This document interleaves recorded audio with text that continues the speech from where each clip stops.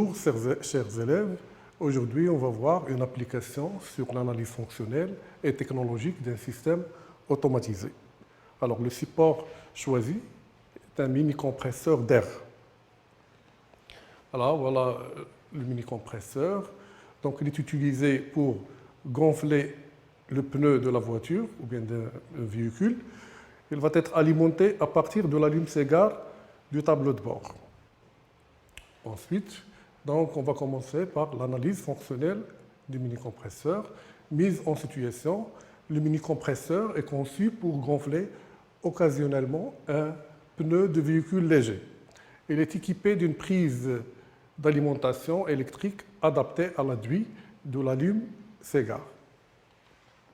Alors, éclaté du système, donc, comme vous remarquez, il se compose d'un moteur, là un moteur, un engrenage qui contient le pignon et la roue. Ensuite, vous avez un système bielle-manivelle, donc vous avez la bielle et là le piston, et là la chemise dans laquelle va translater le piston pour aspirer et refouler l'air. Bien sûr, l'aspiration se fait à travers deux clapets, deux orifices pour permettre le passage, d'introduire l'air et le refoulement. Et là, c'est le capot, et la partie fixe du système. Voilà, la manivelle, l'arbre, etc. Ensuite, donc là, vous avez le système complet. Donc, il contient un moteur. Donc là, c'est le moteur.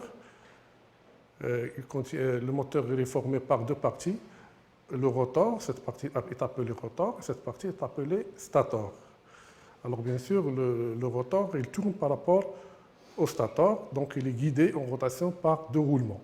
Un roulement ici et un roulement de l'autre côté. À l'extrémité de l'arc du moteur, il y a le pignon. C'est une petite roue dentée qui s'engraine avec une grande roue.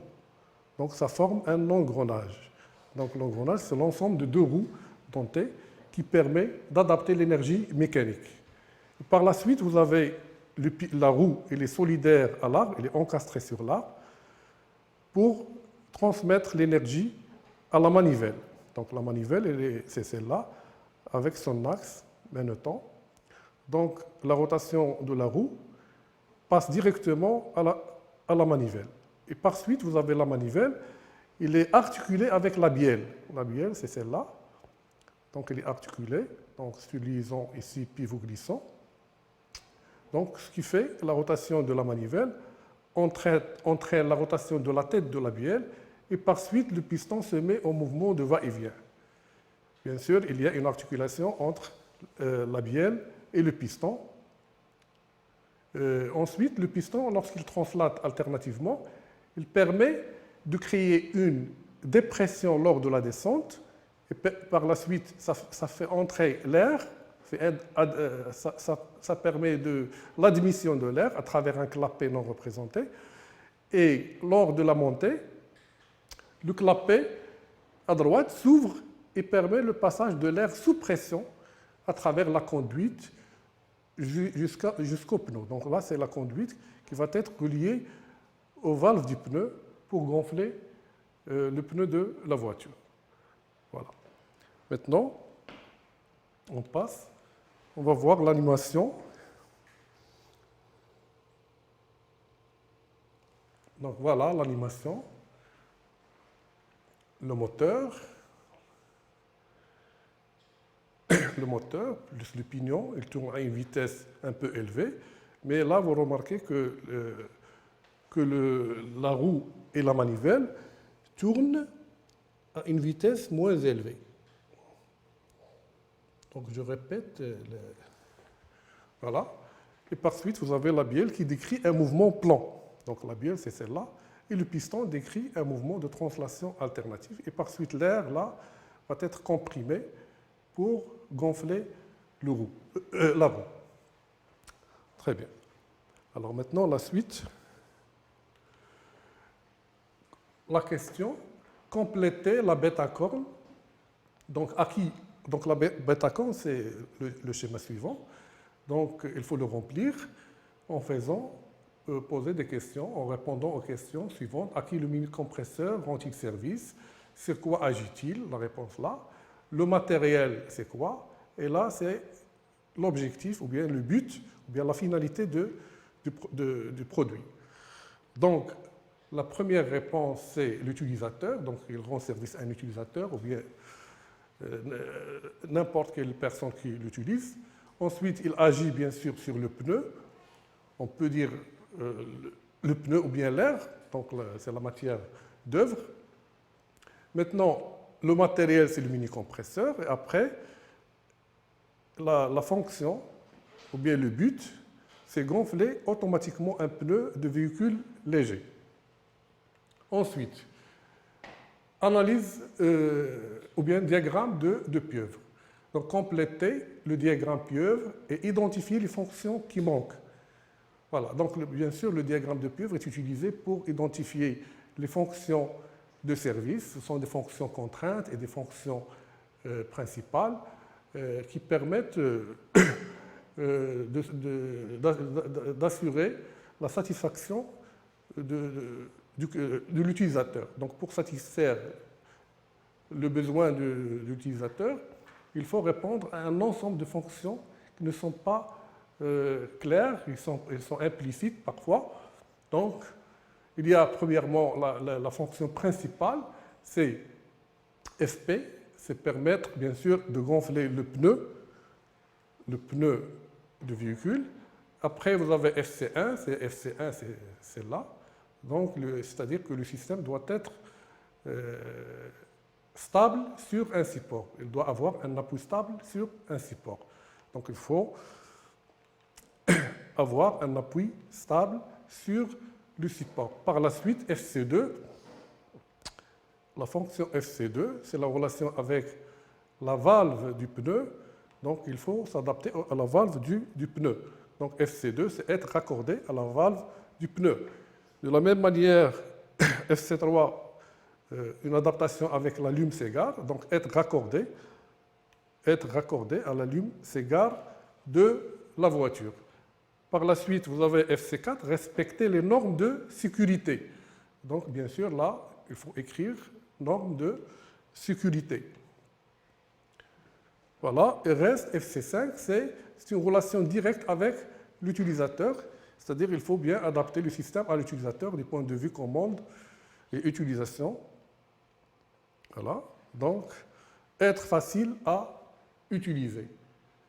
Bien sûr, ces fonctions sont utilisées dans le cahier des charges fonctionnelles qui vont être par la suite hiérarchisées, classées par ordre d'importance et caractérisées, bien sûr, pour passer à la conception. D'accord? Alors, ensuite, maintenant, on va essayer de remplir la chaîne fonctionnelle qui comporte la chaîne d'information et la chaîne d'énergie. Bien sûr, la chaîne d'information représente la partie commande et la chaîne d'énergie représente la partie opérative. La chaîne d'information, bien sûr, utilise trois fonctions, acquérir, traiter et communiquer. Par contre, la chaîne d'énergie, c'est la chaîne qui va préparer l'énergie adéquate au compresseur, au piston, pour agir convenablement sur l'air. Par suite, il faut mettre les quatre fonctions alimenter, distribuer, convertir, transmettre. Maintenant, l'objectif, c'est d'identifier le matériel utilisé ou bien le processeur qui assure chaque fonction technique, acquérir, traiter, communiquer, alimenter, distribuer, convertir et transmettre. Bien sûr, là, on a donné le matériel. Il y a le moteur électrique, la carte électronique, bouton de marche-arrêt, air ambiant, relais statique, batterie, engrenage, câble électrique, air comprimé, bielle manivelle, contacteur manométrique. Bien sûr, pour acquérir, le contacteur manométrique, c'est un capteur qui détecte la pression et qui envoie un signal vers la carte électronique, vers le moyen de traitement. Donc, il fait partie de la fonction acquérir. De la même manière, vous avez le bouton de marche. Lorsqu'on donne un ordre de marche, Donc cette action se transforme en signal qui va être capté et transféré vers le moyen de traitement. Alors le moyen qui traite, donc d'après les données, il y a la carte électronique qui traite bien sûr. Parfois on trouve microcontrôleur, on trouve automate programmable. Il y a plusieurs solutions pour traiter les informations. Donc c'est une carte électronique. La communication d'énergie, donc lorsqu'on traite, bien sûr, on va envoyer un ordre, des ordres vers la partie opérative et on envoie en parallèle des signaux pour communiquer avec l'extérieur. Et par suite, communiquer, il y a communication à travers des câbles électriques, donc pour envoyer l'ordre pour distribuer l'énergie. Et vous avez signalisation de l'autre côté, ici, voilà, pour signaler quelques informations. Ensuite, chaîne d'énergie alimentée. Donc pour alimenter, bien sûr, la voiture dispose d'une batterie. Donc l'alimentation, il est à partir de l'allume-cigare. Donc c'est la batterie, bien sûr, de la voiture. Distribuer l'énergie. Donc vous avez là le matériel carte électronique bouton. Donc c'est le relais statique. On a vu sur le cours de préactionneur. Donc le relais statique, il sert à distribuer l'énergie électrique sous ordre de la partie commande. Donc il attend le signal qui provient de la partie commande pour passer l'énergie de la batterie vers le moyen, vers l'actionneur qui va convertir cette énergie en énergie mécanique. Bien sûr, notre actionneur, ce n'est que le moteur. Donc bien sûr, là, c'est le moteur électrique qui reçoit l'énergie et va la transformer en l'énergie mécanique de rotation sous forme d'une vitesse angulaire et d'un couple. Alors, est-ce que cette énergie mécanique de rotation elle est capable d'entraîner directement le piston? Bien sûr, non. Alors, il faut bien sûr préparer l'énergie. Donc, il y a des moyens de transmission tels que l'engrenage et le biais manivelle. Donc, l'engrenage, il va réduire un peu la vitesse du moteur, mais en parallèle, il va amplifier le couple, le moment pour pouvoir déplacer, si vous voulez, le piston. Donc, dans cette partie de transmission, on trouve les deux éléments, l'engrenage et le système bielle-manivelle. Et par suite, cette énergie, à la sortie de la transmission, on aura une translation alternative sous forme d'une vitesse et sous forme d'une force. Donc, c'est une puissance linéaire, une puissance de translation qui est égale à F, la force fois la vitesse. Et cette force et vitesse est donnée au piston pour permettre de créer la dépression et le refoulement de l'air. Et par suite, le piston, c'est l'élément final qui est appelé effecteur. Il va agir sur l'air. Donc à l'entrée, vous aurez l'air ambiant et à la sortie, vous aurez l'air comprimé qui va être dirigé vers le pneu. Voilà. Maintenant, le diagramme SADT. Donc le diagramme SADT, c'est un ensemble d'actigrammes, de rectangles qui permettent de montrer la fonction de chaque organe. On commence bien sûr par la fonction globale. Donc le matériel global, c'est le système, bien sûr, qui va servir de comprimer l'air. Donc à l'entrée, je vais mettre la matière d'œuvre, c'est mon air ambiant. Bien sûr, à la sortie, j'obtiens l'air comprimé. Ensuite, donc, la fonction est assurée par le matériel qui est le mini-compresseur. Ensuite, vous avez les éléments de contrôle. Il faut s'assurer de la présence de l'énergie électrique. On donne des consignes, par exemple, à partir de quelle pression le mini-compresseur doit s'arrêter. Les réglages. On donne un ordre de marche, bien sûr, pour qu'il fonctionne. Ces éléments s'appellent des éléments de contrôle. Alors, il reste des sorties annexes. En plus de la matière d'œuvre, plus la valeur ajoutée qui est l'air comprimé, il y a bien sûr d'autres sorties annexes, telles que la chaleur qui provient du moteur, donc une perte d'énergie, et provient du frottement de l'engrenage, des paliers, etc. Ensuite, il y a des signalisations envoyées par la carte électronique pour communiquer avec l'extérieur. Ensuite, vous avez un compte rendu qui va être envoyé vers la partie commande. Et après, on entend le bruit. Donc, c'est une sortie annexe. Ensuite, on passe à l'actigramme A0. Donc, on vous demande de compléter l'actigramme A0. Bien sûr, c'est-à-dire on a décomposé le A-0, il devient A0. C'est le même actigramme. Mais là, on trouve 4 actigrammes. Donc, il se décompose de 4 actigrammes plus l'actigramme final du piston. Voilà. Donc, bien sûr, gérer le système, c'est la carte électronique, là, qui va donner l'ordre. Distribuer, convertir sont les deux éléments relais statique et le moteur. Donc là, on obtient une énergie mécanique de rotation. Et là, bien sûr, la chaleur, les pertes d'énergie. Bien sûr, après le moteur, il y a quoi? Il y a l'engrenage.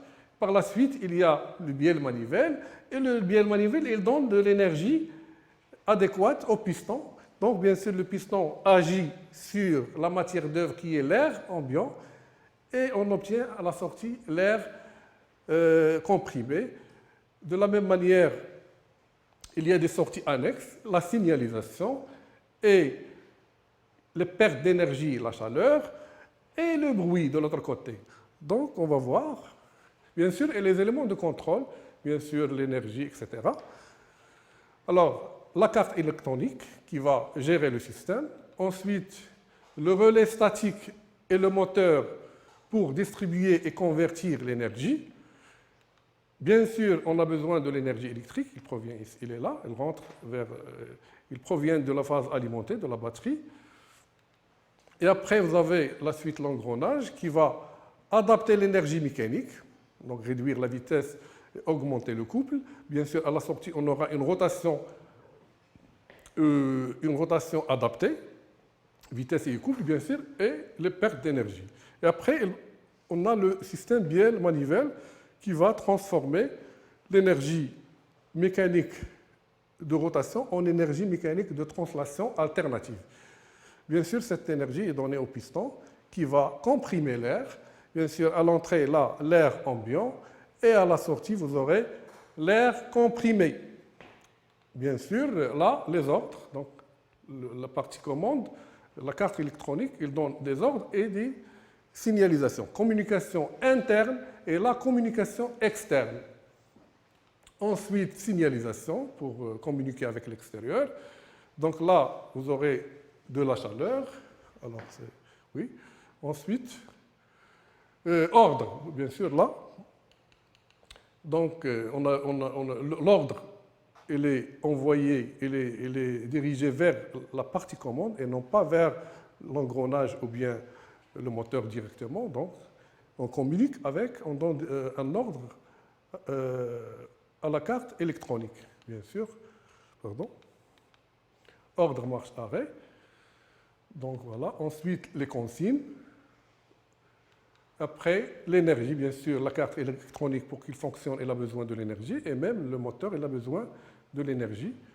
Ensuite, vous avez les pertes d'énergie, pertes par effet de Joule du moteur, et les pertes mécaniques de frottement de l'engrenage et du moteur à l'intérieur du moteur au niveau du roulement du moteur, et les pertes au niveau entre les bielles manivelles, entre la bielle et la manivelle, et le piston et le cylindre, contact piston-cylindre.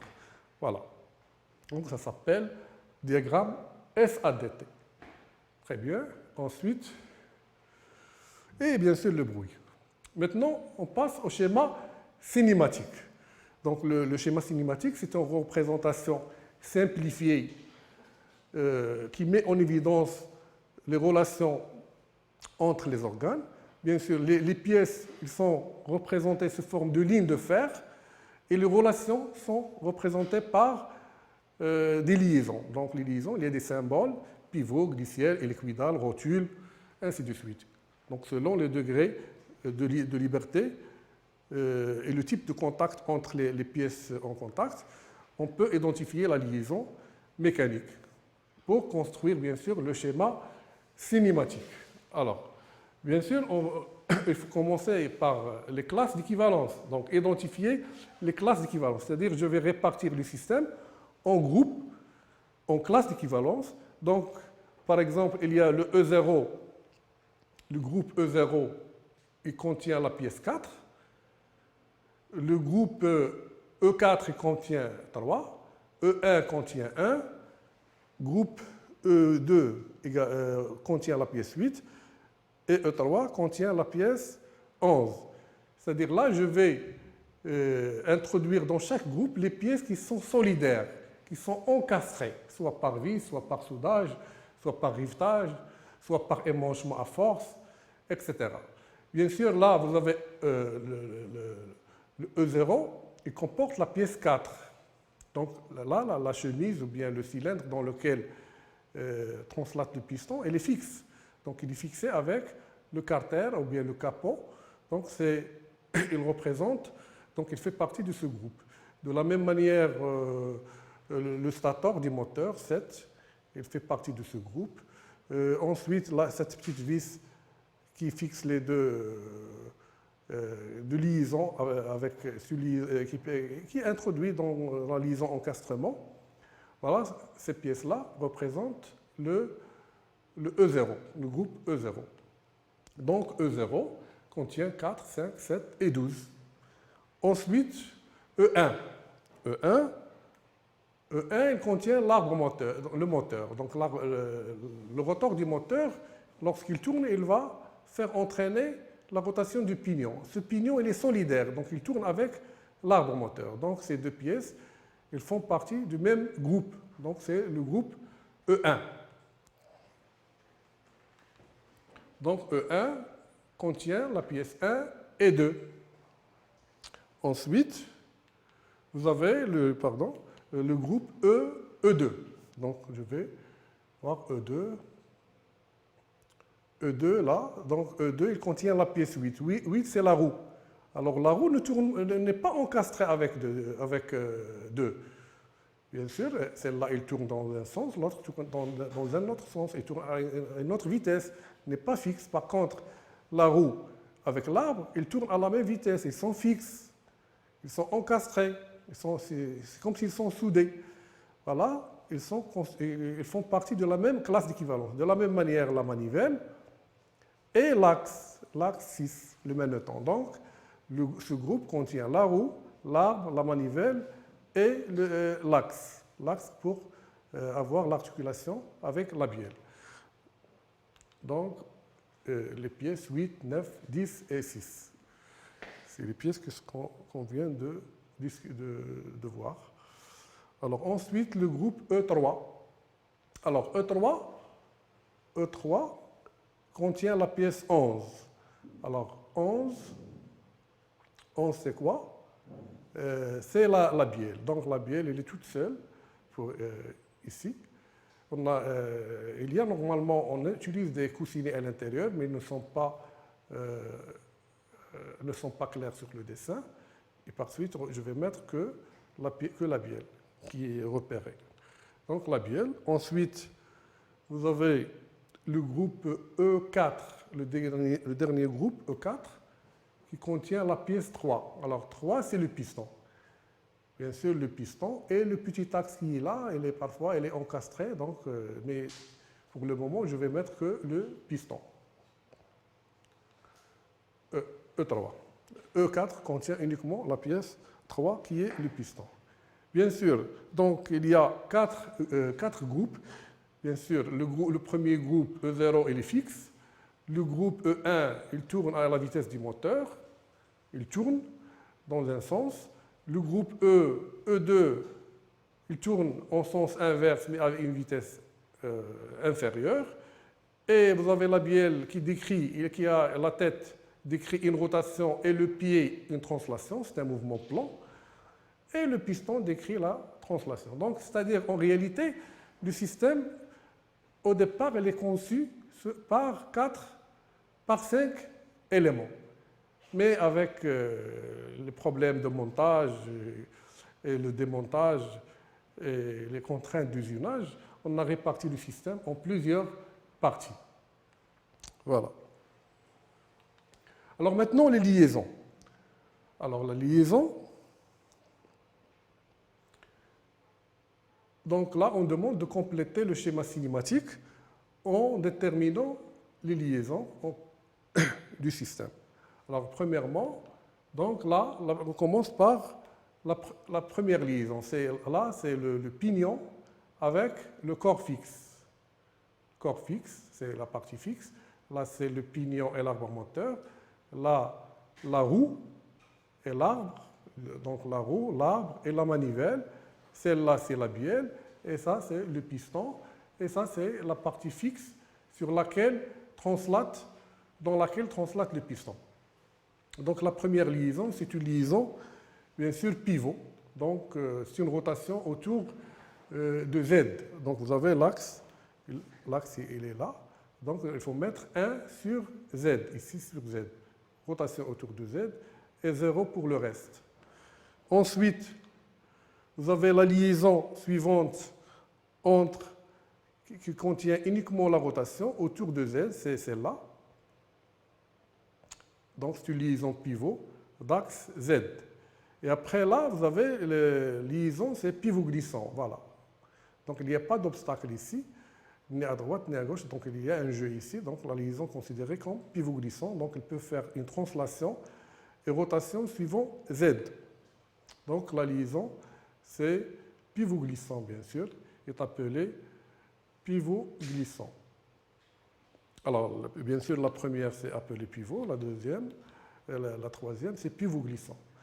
Après, il reste la liaison suivante, c'est la liaison entre le piston et le corps fixe. Bien sûr, le piston, il a un contact cylindrique, donc il peut tourner et translater. Donc, il faut ignorer la bielle, donc je vais considérer que le piston est la chemise. Par suite, le contact il est cylindrique. Donc le piston peut faire les deux mouvements, rotation et translation. Bien sûr, celle-là, c'est pour celle-là. Ici, c'est pivot, bien sûr. Donc je parle de cette liaison. Donc là, j'aurai translation et rotation suivant X. Hein, X. Par contre, ici j'aurai uniquement la rotation autour de l'axe Z. Donc je termine, je complète le schéma. Donc rotation, pivot, et l'autre c'est pivot glissant, rotation X et translation X. Alors, pivot glissant, et voilà. Donc on s'arrête ici, et on continue la prochaine fois dans le système. Alors je vous laisse pour la prochaine fois.